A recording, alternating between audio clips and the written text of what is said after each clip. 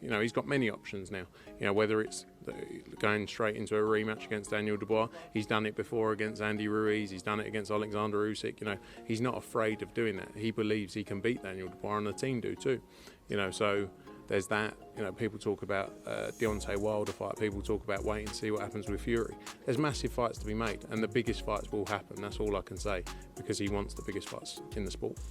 After the destructive beatdown by Daniel Dubois, what next for AJ? We discussed in today's episode about what happened on the weekend. So we were live streaming. It was chaos. Yeah, before we get into it, massive thank you for everyone who jumped on the live stream. As our first live stream, it was a bit basic, I'm not gonna lie. There was a few teething problems, but hopefully we'll get the IT team on it, innit? We'll get the IT squad. But hopefully our reactions made up for it once the fight started. So what next for AJ after the weekend's beatdown? Well, Sub, AJ's come out and he said, I'm not retiring. This is still my game. I'm still going to get it done. There's supposedly a rematch clause, but it's not a rematch clause now, apparently. Yeah, this is one of the things we were talking about in the live stream. You actually brought it up before the fight, didn't you? You said, is there a rematch clause? I was like, nah, there's no rematch clause. No one's mentioned the rematch clause.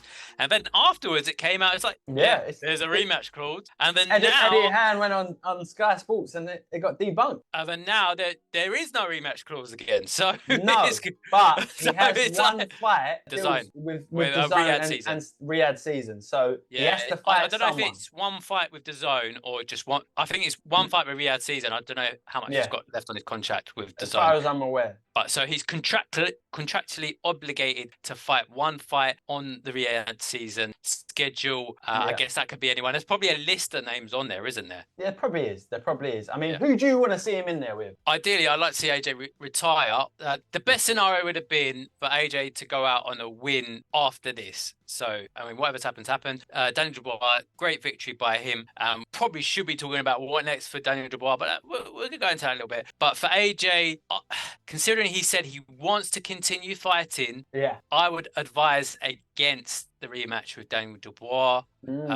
Everyone don't think he should take it, nah? No, definitely not. No, after what happened with Usyk, he's got to learn from that. So he went in with Usyk straight afterwards, and we got the same result. He did slightly better than he did in the first fight, but I would advise against that. He could do a Frank Rowan, where like a classic rebuild job by getting someone that the public don't like a Miller, for example. a Miller. Famous gloves are off with Miller. We may eventually get to see it if they did look to put that fight on. And as much as I don't want to see Jerome Miller drug cheat get another payday, it could be in Joshua's best interest if they set that fight up. What do you reckon, Baz? AJ already said he won't take that fight. He already said, I would never work with that drugs cheat, he said. So I can't see it.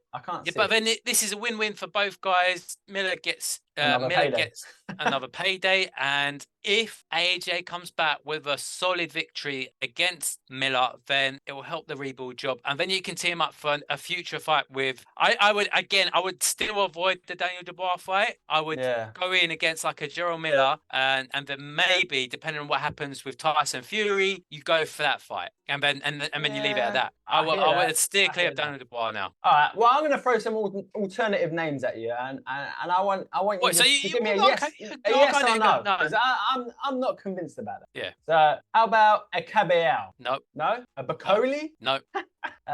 Get back in there with Zhang. Redemption from the Olympics. Zhang wants it. No.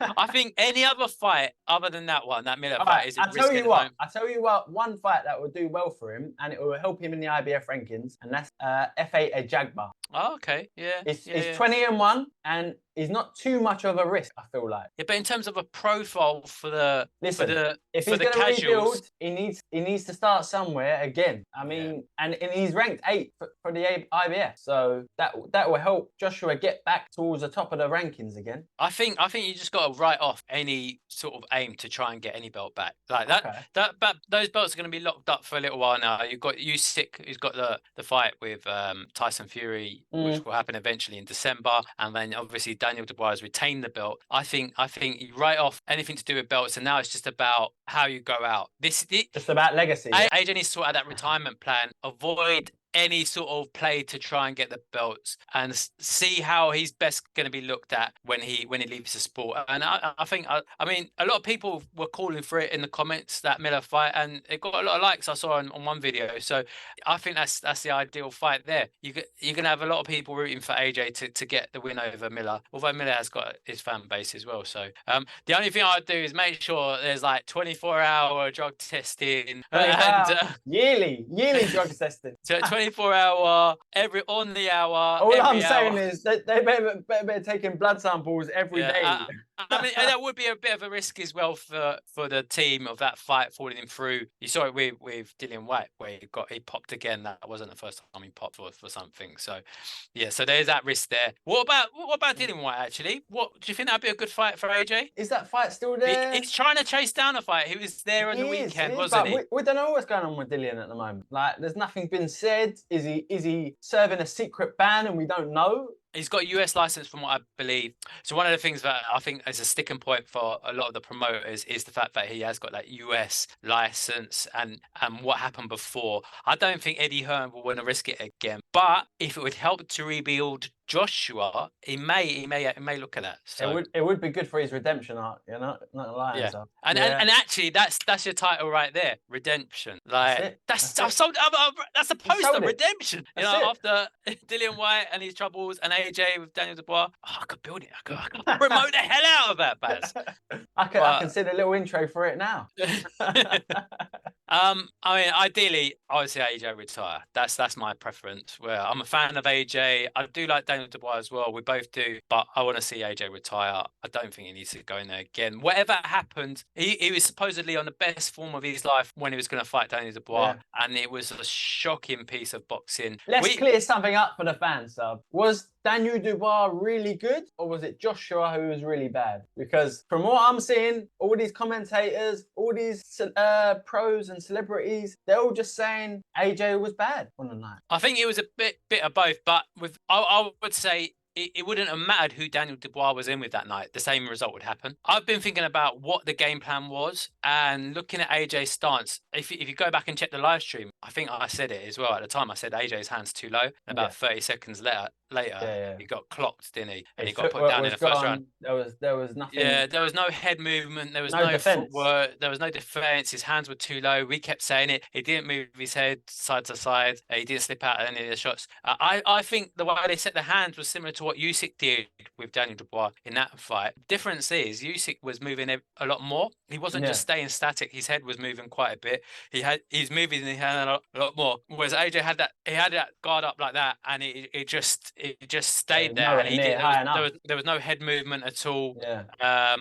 And he's different size as well, so it just didn't work at all. I think that's what the plan was. Yeah. It backfired tremendously, and we saw the result. But Baz, that's my thoughts. I'm saying let's get the Miller fight on. Redemption, Miller or Dillian White, redemption fight. I like it. But what were your final thoughts? Final thoughts. Again, if either he retires, but I don't see it, or what they're trying to do is they're trying to wait for Fury Usyk fight to be dealt with, and then try and get if Fury loses, try and get AJ in with Fury as a last fight, kind of hurrah for both. Last payday, Battle of the Brit, the fight that everyone wanted before. You think people would still want to watch that? Tyson Fury and AJ, both off the back of a loss? They're both sellers. It doesn't matter. They'll still watch it. They'll still pay to watch it. Yeah, I think Eddie Hearn has said already he wants to wait until that Eddie.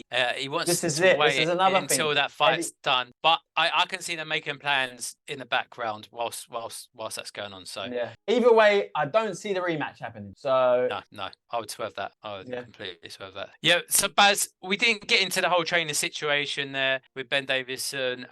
Whether there could potentially be a change in trainer again. Nah.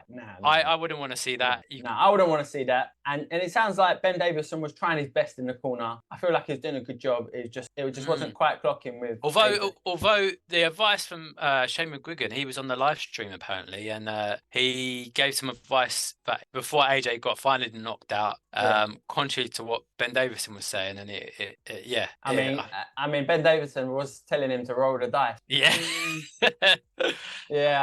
I'm not so sure that was the best plan, but I think Shane McGuigan said that he should keep his stands up tight yeah, and take a round off and see how the next 2 rounds go. Just do it that way. But was it just delay and an inevitable sub? That's the question. I think after that first round knockdown, yeah, definitely. So, but anyway, if you haven't already, smash that like button and subscribe. Peace.